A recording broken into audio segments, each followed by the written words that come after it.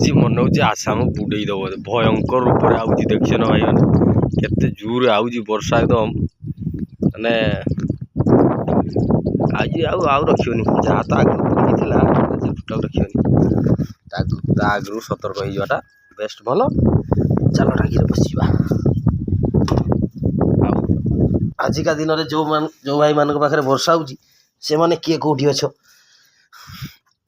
ମୋର ଭାଇ ଗାଁକୁ ଯାଇତେ ବି ସମୟ ନାହିଁ। ଏଠୁ ବହୁତ ବାଟରେ ଗାଁ ରହିଲାନି, ବିଲ ମଝିରେ ଗାଡ଼ି, ଚାଷୀମାନେ ଥିଲେ କିଏ କୁଆଡ଼େ ଦୌଡ଼ି ପଳେଇଲେ ହେଲା।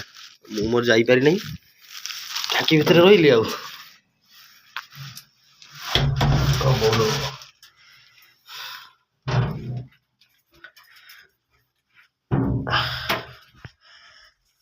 ଭଗବାନ ଏମିତି ଗୋଟେ ତିଆରି ଭଲ ତିଆରି ବାସ୍ ପୁରା ଘର ତ। ଆଉ ଏପଟେ ଖୋଲିବା ପାଇଁ ପଡ଼ିଛି, ପବନ ପଶୁନି, ନହେଲେ ଗରମ ଲାଗୁଛି ଏଥିରେ।